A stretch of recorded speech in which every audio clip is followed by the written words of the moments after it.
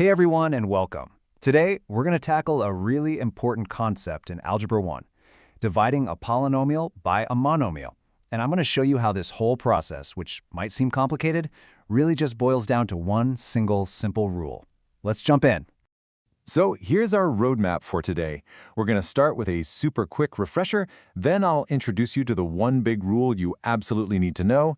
After that, we'll walk through a couple of examples together, and then I'll show you how to check your work so you can be 100% confident you got it right, and we'll wrap up with a handy little checklist.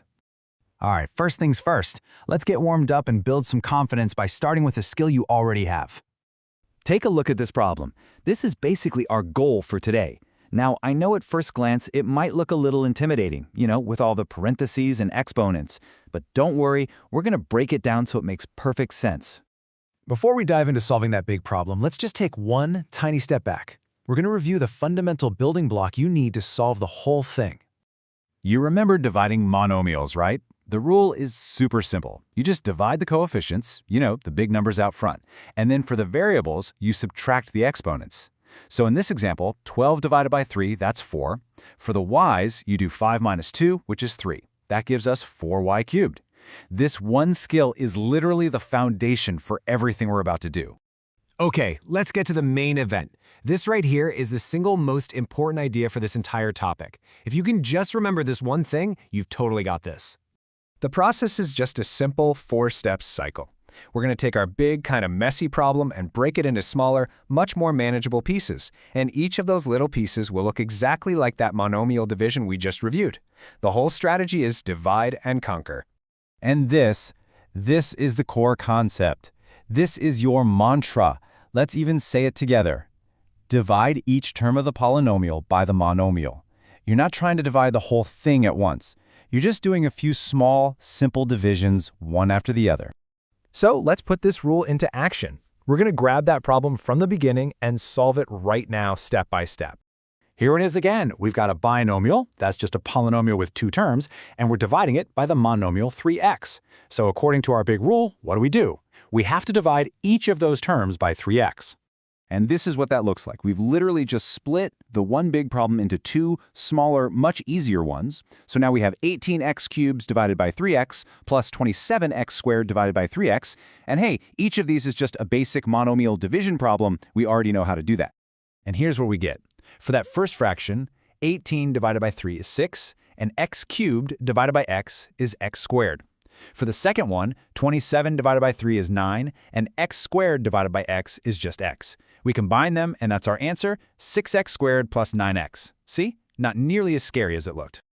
Awesome work. Let's try one that's just a little bit tougher. This time we'll use a trinomial, so it has 3 terms, and we'll even toss in some negative numbers. I just want to show you that the exact same rule applies no matter what. So here's our new problem, negative 12a to the fourth plus 28a cubed minus 4a squared, and we're dividing the whole thing by negative 4a squared. Yeah, there are more terms and more signs to keep track of, but the process, it's identical.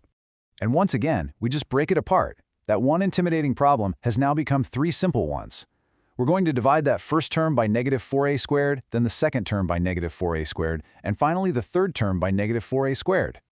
Now, the really crucial thing here is to just watch your signs. For the first term, a negative divided by a negative is a positive, so that gives us 3a squared.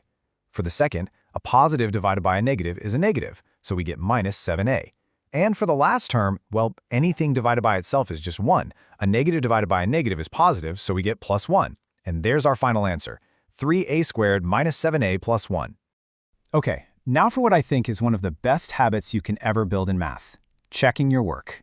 With division, there's a totally foolproof way to know if you got the right answer. And it all works because division and multiplication are inverse operations. They're opposites. They undo each other. So if we want to check our division, we can just use multiplication. If we did it right, multiplying our answer by the monomial we divided by should take us right back to the polynomial we started with. Let's look back at our first example. Our answer, the quotient, was 6x squared plus 9x. So if we multiply that by our original divisor, 3x, we just have to distribute. 3x times 6x squared gets us 18x cubed, and 3x times 9x gets us 27x squared.